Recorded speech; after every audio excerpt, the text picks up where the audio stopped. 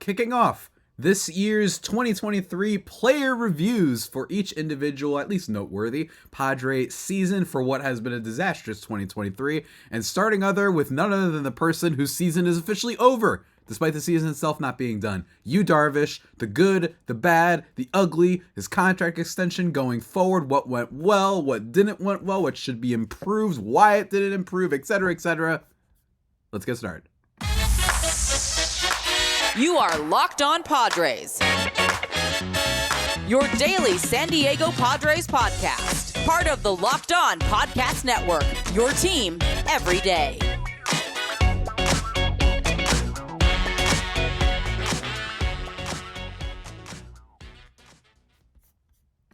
Greetings, ladies and gentlemen, and welcome to another edition of the Locked On Padres podcast, which is part of the Locked On Podcast Network, your team every day for Friday, September 15th. As always, I'm your host with sometimes, occasionally, but certainly not always the most, Javier Reyes. You can follow me on Twitter at Javipino, Javiipeno, or at LO_Padres if you only want Padres content, which has been popping off lately, so people seem to have been enjoying the tweets over there, especially about Austin Nola and about Manny Machado when the Padres are already down by 7 or up by 7. But guys, today's episode is also brought to you by FanDuel. Make every moment more right now. New customers can bet $5 and get 200 in bonus bets guaranteed. Visit FanDuel.com/lockedon to get started. And today's episode is a nice one. We're starting off our player reviews. And here's the thing. I actually haven't done these in a more organized way. I think over the course of me doing this podcast, I never really committed to doing all of them. I always found a different way to group together multiple topics instead of just one. And I think it's a fun way, one, to stretch out my content plan, for one thing. And then number two, just because I think it's fun to focus on individual players, especially for a season that saw a lot of disappointment and a lot of frustration. And just kind of diving deep into the individual player, despite the fact that I think a lot of the individual players on the Padres this year were just fine. Quite frankly, it's just that they refuse to put together wins, and we all know about this, the one-score games, the lack of any clutch factor whatsoever. I alluded to that with Machado earlier. Like, that's kind of where we were. And Yu Darvish is the first one we're going to go through because his season is literally already done. The season itself might not be done, but Yu Darvish is done. And I felt like that was a good prompt to kick this off. And that means that we're going to have to wait a few more weeks before we get into some of the other players that I want to talk about. Although there's certainly some others that I'm tempted to do maybe next week. But anyway, enough advertising for the podcast. Let's get into it. Yu Darvish. What a guy. First traded for by the Padres entering into the 2021 season. And what was the trade, by the way? Looking back, not that bad for the Padres. And I think that this is, again, if I'm going to defend AJ Preller, he has made some good moves in a vacuum. And that has always been my stance when it comes to all the moves the Padres made, that individually I barely have a problem with any of the trades. Even in retrospect. Even some of the ones where, the prospects they gave up turned out to be pretty good. Yeah, but like for the most part, I still appreciate the attempt. My issue with the Padres as a whole has been doing all of them at once and not leaving any room to breathe and no roster flexibility and stuff like that. But Yu Darvish is a good example of what I mean by in the vacuum, I don't have a problem. And I didn't have a problem when they did it, and it was exciting. And what they ended up giving up for Yu Darvish didn't turn out like all that incredible, at least so far. I mean, maybe something can change between now and then, but Yu Darvish, he was acquired from the Chicago Cubs, who are out now, unfortunately better than us, for him and Victor Caratini, throwback to his personal catcher, because that was still an antiquated belief that we, occasionally go through, and Yu Darvish is no different. In exchange for Zach Davies, Reginald Preciado, Owen Casey, Ismael Mena, and Yason Santana. Those were, in order of the way I mentioned them, the Padres' number 11, 13, 15, and 16 prospects. And outside Owen Casey, I haven't really heard all that much from any of these people. And even if I did hear at least a little bit, it hasn't been enough to cancel out what has been a quality arm for the Padres in general over this tenure that he's been with the team. For the majority of it, I'd say that he's been quite good. But one thing, unfortunately, that happened in 2023 is he regressed. And last year is an important thing to bring up when we're talking about Yu Darvish's 23 seasons, because last year Yu Darvish was arguably the best pitcher on the team, because from the very beginning, from the get-go, he was excellent. Just absolutely excellent for the most part last year, right? Like, he might not have had the upside of when Blake Snell was on last year, or the upside of, say, Joe Musgrove to an extent, but he was just always there. And one of the things that happened as well is that he got healthy. And I think that that was a big reason for his success. In terms of last year, just the raw sort of numbers for Yu Darvish, he was rocking a 3.10 ERA. He had a WAR, if you care about that, a 4.1. I personally don't. His strikeout rate had been the lowest in a long time, which is one of the things that I think is we're going to talk about at the end when it comes to going forward in this contract extension. But he had the lowest strikeout rate that he'd had in a long time in 2022, which is a little bit of a cause for concern, I think, when you're extending someone. But he had a 25.6% strikeout rate last year. This year, 24.6%. So it went down a little bit, but not that much. He was still able to miss bats for the most part this year, but not on a sustained, consistent level. And more importantly, not on a sustained successful level. He made up for the dip in strikeout rate last year by not walking any batters. At least not nearly as many as he usually does. And he's not a high walk pitcher, but 4.8% walk rate last year was by far the best of like his entire career. The best that he had, or I should say, counting 2020, but shortened season, so I always take those numbers with a grain of salt. Aside from that, the lowest walk rate of his career was back when he was with the Rangers with 7.6%, right? So he was excellent, and he made up for the lack of strikeouts, perhaps because he was getting older, and perhaps he couldn't make guys swing and miss, or he couldn't throw the fastball the same way that he used to.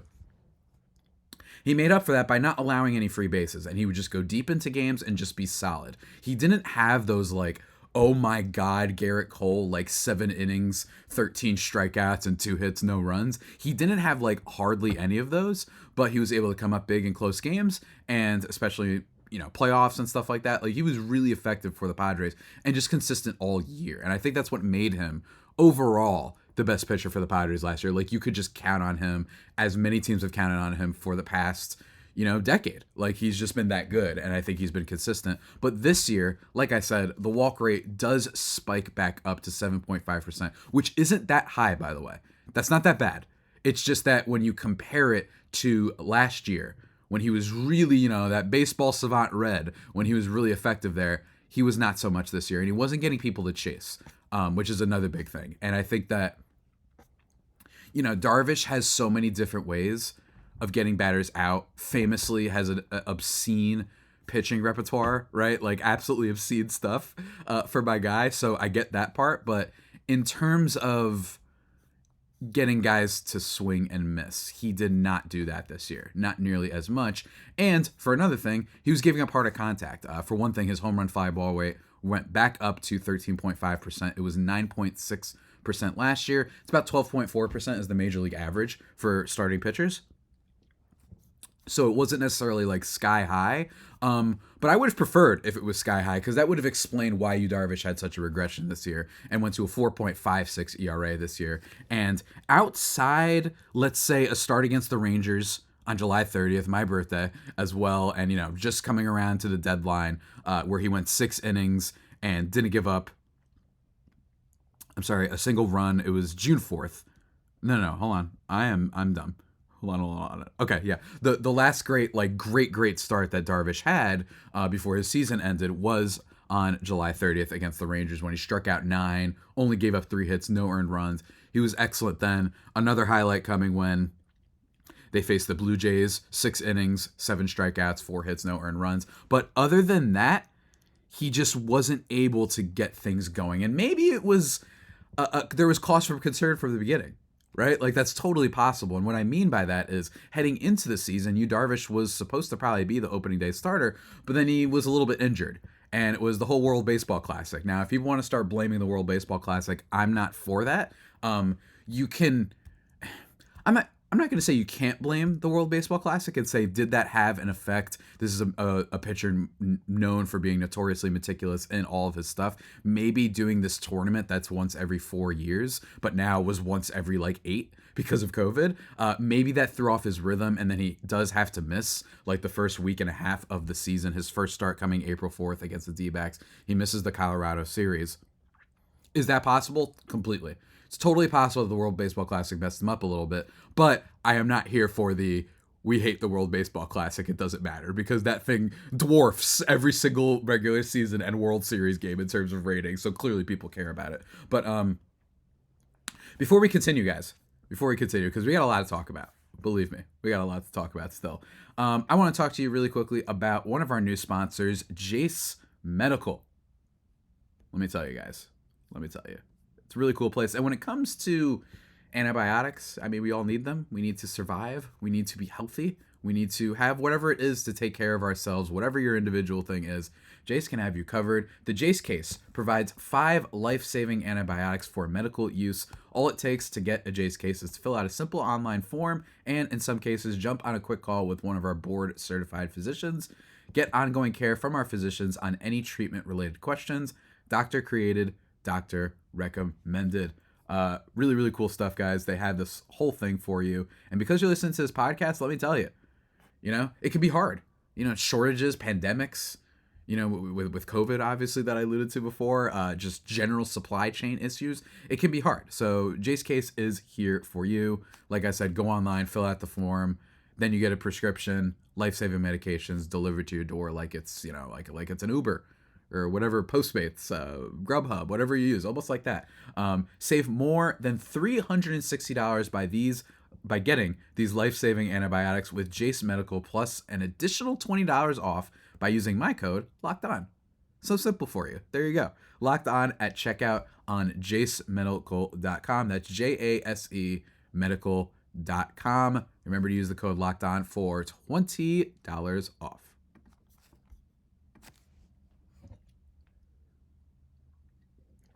And we're back, everybody, here on the Locked On Padres podcast. Woo! We're killing it today, everybody. Remember to go check out SiriusXM for the play-by-play broadcast from your hometown Padres and mine as well. We're still talking about Yu Darvish, man. We're still talking about him. And look, I think that the best way to summarize the season was a big type of regression. But he is old, and I think that is an important factor into this whole thing. And as someone who was excited about Darvish heading to the season, because if there's anyone who can age gracefully, it's him. He works so hard on all of his pitches. He's like notorious for it. I recommend everyone go look up the Athletics profile on him that they did without being able to actually speak to Darvish himself, but still, it was a really good profile on him from a couple years back. And, just how much of a hard worker he is in this area. And it just didn't seem to all come together. So again, if you want to blame the World Baseball Classic, I'm not totally 100% against that, because it clearly, like, this year wasn't as good for him. And considering he started off injured, if you look back at 2021, when Yu Darvish started off the season really hot for the Padres, he was excellent. He was a quality start machine in 2021 for the most part. One of the big things that happened in 2021 was, well, frankly, the entire Padres roster started stinking in the second half. But Darvish, I think, was clearly influenced by injury. You can tell some back sort of injuries and whatnot. So we've seen that, and we've seen this in general in sports, is that if you're an older player and you're getting hurt, like, that's going to drastically change your output. Obviously, I'm not breaking any news here, but I think that it is interesting to note that the 2 least successful seasons of the 3 that Yu Darvish has been with the Padres, and while they haven't been all bad, even when they haven't been going right, has been influenced by some injury. Again, 2021, he had a 3.09 ERA in the first half, 6.16 in the second half. Like, he was just not great in that regard. And this year, it was kind of the whole way through. 4.87 ERA in the first half and 4.03 ERA in the second half. While last year's Yu Darvish, if you're just curious about the first half, second half numbers, he was better in the second half down the line. And I think that's because he was healthy. 3.41 ERA in the first half, 2.71 in the second. He was just more healthy. And I think that that's what we're seeing is Darvish healthy? And considering they had to shut him down recently, that's one of the things about this Yu Darvish season that gives me at least a little bit of hope going forward, is that at least maybe you can pin this season when home run fly ball stuff was not working out, right? Like he was giving up a lot more home runs and a lot more fly balls, and that wasn't great. But it was a regression to the mean for the most part. Like it's not like he had a 18.9% home run fly ball rate, which would have been like 7% higher than major league average, or that his BABIP was low or anything, or too high, whatever you want to call it. Nothing like that.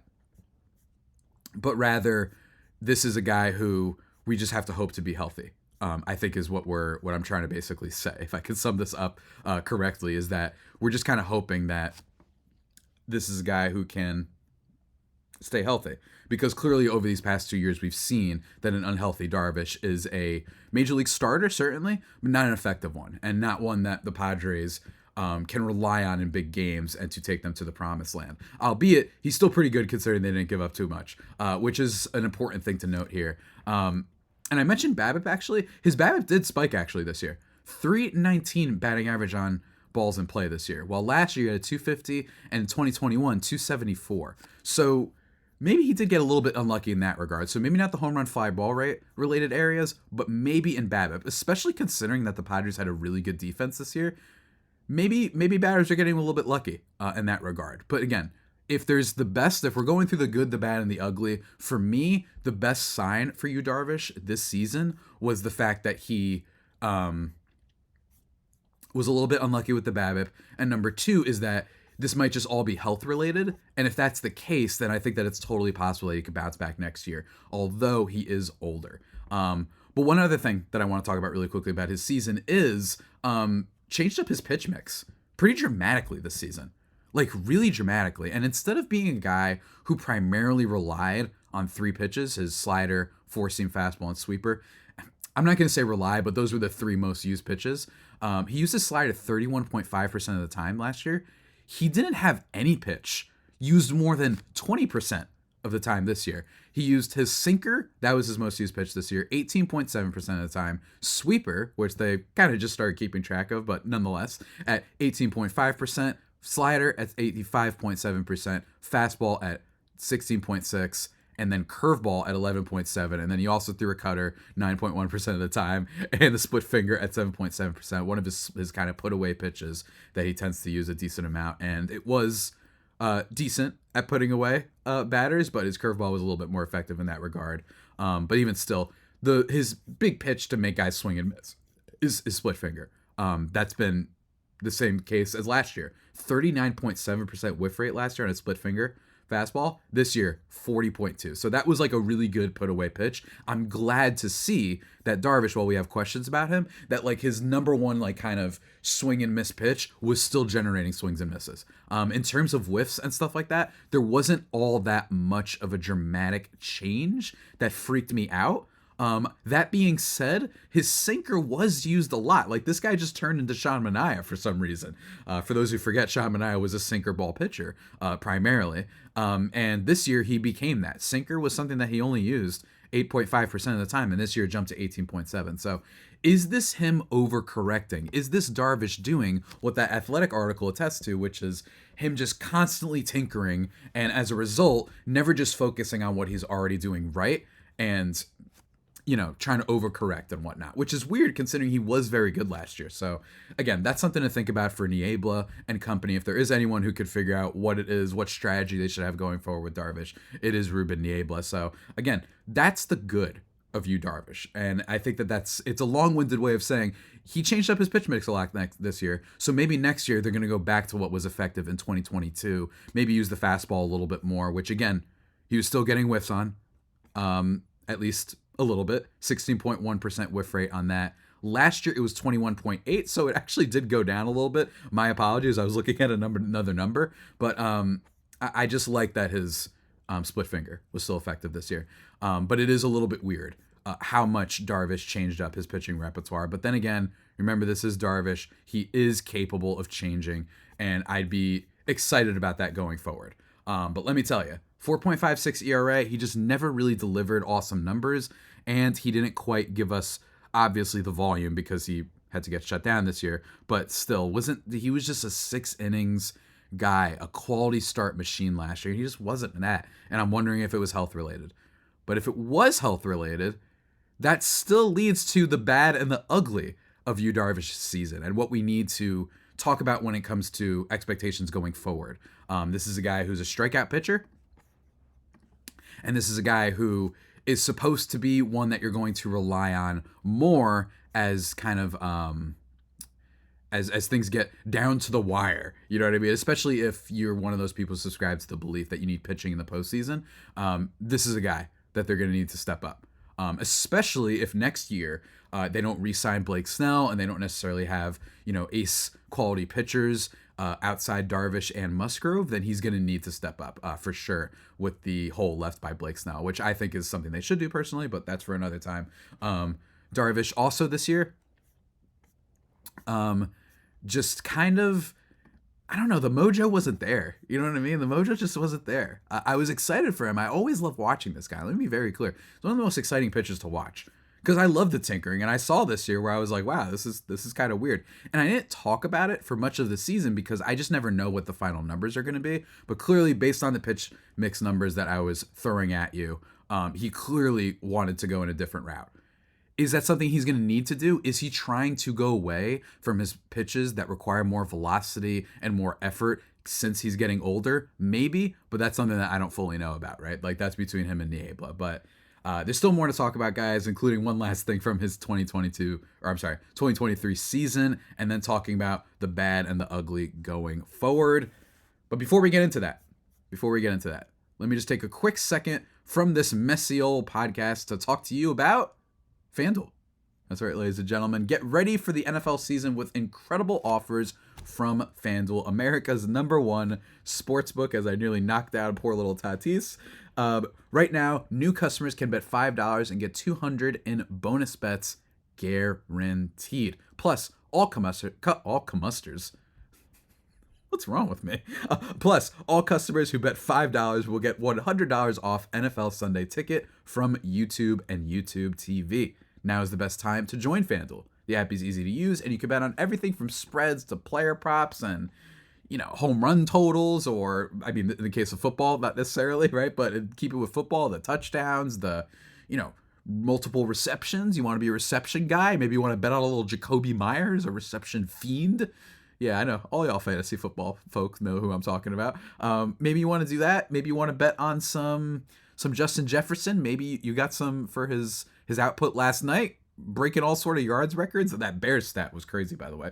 But I'm getting ahead of myself. They have you covered for everything from player props. You can do parlays and all that stuff too. So visit FanDuel.com/lockedon and kick off the NFL season with an offer you won't want to miss. Remember, $5 to get $100 off NFL Sunday Ticket. And also, if you bet $5, $200 in bonus bets potentially. Quite a deal, guys. So remember, FanDuel.com/lockedon. FanDuel, official partner of the NFL.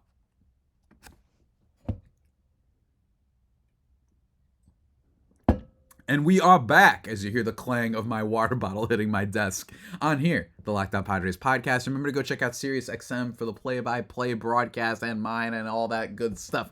Go do that. Now let's get into a little bit of the bad and the ugly. One thing this year that I think might explain most of Darvish's issues getting out batters is a simple one, and that's his lefty-righty splits. I just want to end on that in terms of his overall season. He did not do well in that regard when it came to facing lefties, and it's weird because he was excellent at facing lefties last year. That's the thing about Yu Darvish this year. Against lefties this year, he allowed a slash line of 271, 342, and a 457 slugging. So, really good numbers. And then against righties, 245, 298, and a 376 slugging. Usually, I wouldn't freak out about that stuff, but considering that last year he was so dominant against lefties and that righties were the ones that he actually not struggled against, but the ones that he allowed better numbers to, last year, 185, 235, 303 slash line for lefties. That is quite the difference. So he was just unable to get out lefties this year. And that's a problem going forward, because if he's a guy who he's struggling now in this sort of platoon aspect, right? Like he's Garrett Cooper and can't hit against lefties or righties, right? Like he can only hit against one. That's something to monitor going forward. But that seems to be, if there's one immediate thing, it'd be walk rate going up a little bit, but it wasn't going up to the point where he's in the top percentile of the league. It was just up from his really low number of last year, which is fine. You have to prepare for pitchers who had like in that top percentile, especially when they're getting older, for them to regress in certain areas. But if they're regressing in multiple and they're kind of regressing below average, if that makes sense, I'm okay if Darvish starts walking with a few more batters. But in this case, he was unable to get lefties out.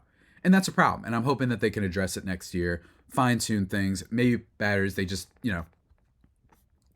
got used to the madness that is hitting against Yu Darvish. Let me tell you, the guy must be just a nightmare to face sometimes because you just never know what he's going to throw. But even still, guys, we got to talk about the big elephant in the room, and that is his extension. Over the offseason, this I think is the ugliest part about the Yu Darvish season. Over the offseason, he signed a 6-year extension worth $108 million, which isn't that crazy of a contract, first of all. The big problem with this is that he's old, and this will take him, this will take him until like his 40s, right? So that makes me worried. The benefit of the contract is that the AAV isn't horrendous. Aside from this year where he made 24 million, next year it's 15, then the year after that it's 20, then 15, 14, 14. So there are going to be years here where if Yu Darvish pitches the way he did pitch in 2021, he'll be like a bargain by comparison to what that usually costs on the market. However, he's also getting older, and one of my issues is with Preller and company is that I don't mind some of these moves if they were some of the only moves on the team for big money, right? This has been my argument against the Juan Soto deal, with the Xander Bogaerts deal, with the Manny Machado extension, heck, even to a degree with the Fernando Tatis Jr. extension, with the Yu Darvish extension, Jake Cronenworth, where like I don't get mad at these deals in a vacuum. I get mad that they're all happening at once. So I don't want to pin that all on Darvish and be like, well, look at this guy. He's not aging well. Just a disastrous thing.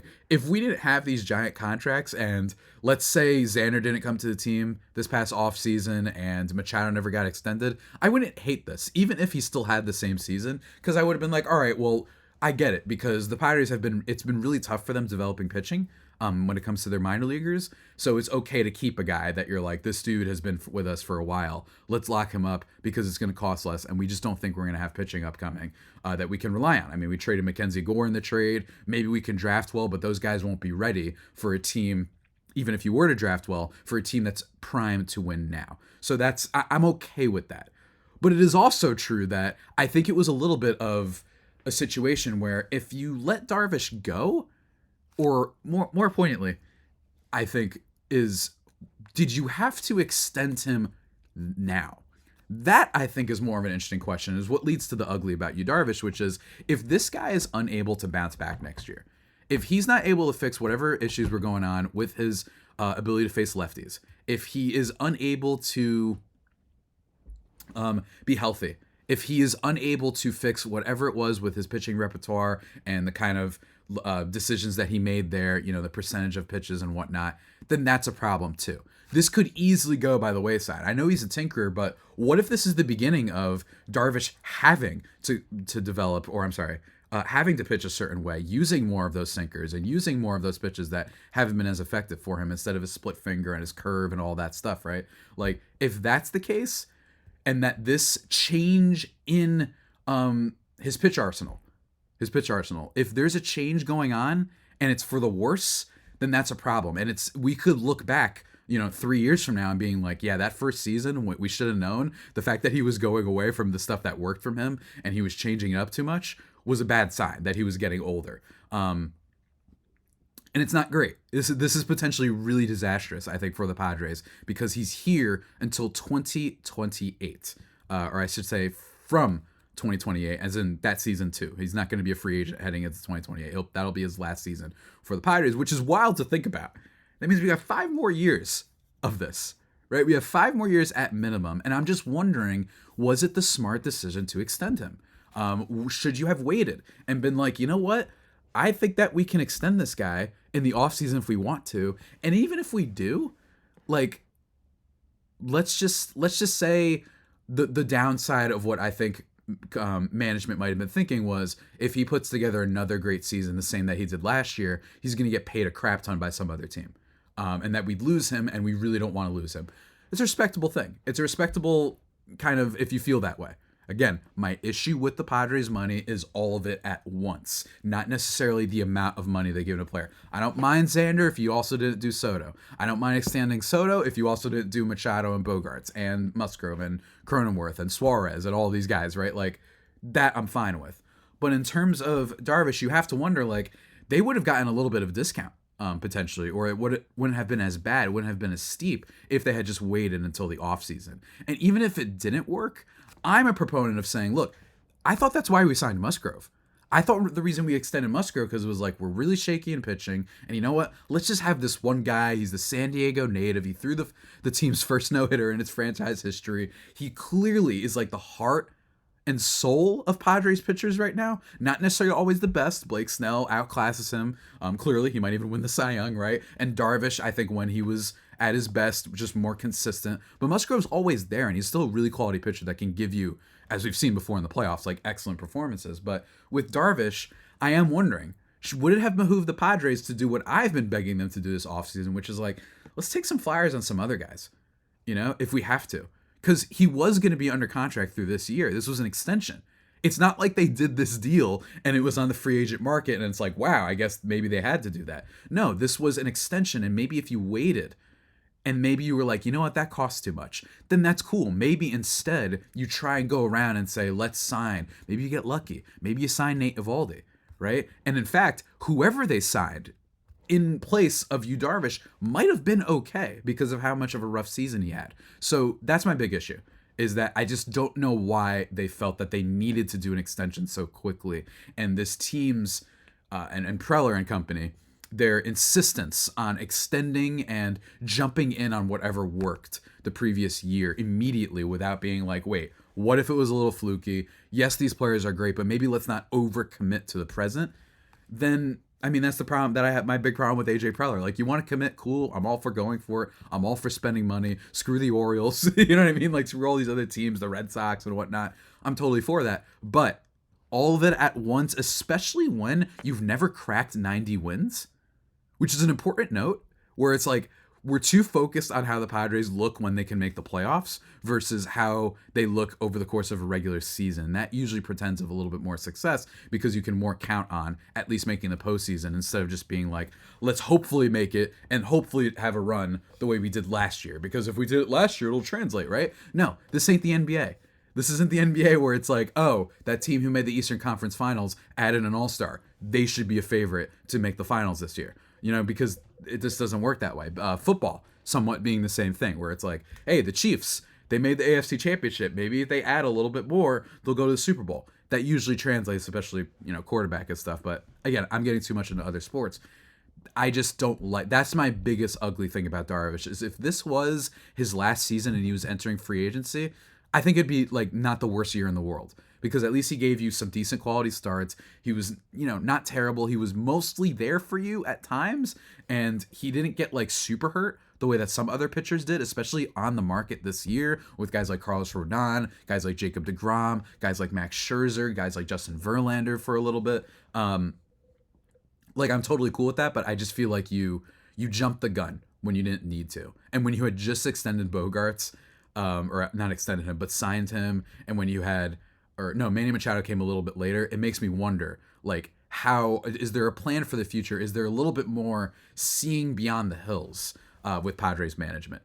And I'm concerned. I am concerned. It's not an awful season, though. Calling this an awful season is calling actual awful seasons like a nuclear wasteland by comparison. It was a poor season from Yu Darvish. No doubt about that. Walk rate goes up. Strikeout rate goes down a tiny bit. Again, from last year, he changes his pitching repertoire pretty drastically and is unable to get out lefties, despite being really good against them in previous years. So that's scary. That is scary. That being said, he's still Yu Darvish. And all in all, if I had to give this season a grade for Yu Darvish, I'd give it like a C+. Only because we've seen this note before, and if he really was impacted by his health, the way it started coming out of the gate, then it suggests that he might be able to get on track, because that's what he did in 2021. Got his health back on track, reframed his, stopped striking out as many batters, but went deeper into games and had ultimate control and consistency. It's possible. And that's an important note, that if he was hurt, if he was banged up, we have to see how this is going forward. I'm hoping that there isn't some sort of shoulder, forearm, any of those scary words that you hear that means that he might need a Tommy John surgery. Because if that happens, then oh boy, that contract extension for me becomes like a D minus, because you didn't need to extend him. You know what I mean? He wasn't on the open market. You could have just said, let's take some flyers on some other small pitchers. And starting pitching in general, whoever you would have replaced Darvish with, just in a vacuum, would have been fine because of the dominance of Snell, because of Michael Wacha, because of Seth Lugo, because of Joe Musgrove while he was healthy, right? Like, because of all of that, starting pitching was not your biggest worry this year. And then you would have headed into the offseason being like, Darvish wasn't great, but, maybe we could get him for a little bit cheaper and a little bit less years, more importantly. The years is my big thing there. If they had given Darvish, let's say he has a great season, and they gave him like a 3-year deal that's worth more money per year, I don't mind that nearly as much, because it doesn't hamstring your roster, in my opinion, nearly as much, where it's like, oh God, we have this Darvish contract. If a few years from now, this guy becomes our David Price, and you have to attach prospects to get rid of him, and he's kind of just viewed as a salary dump, that's the worst case scenario.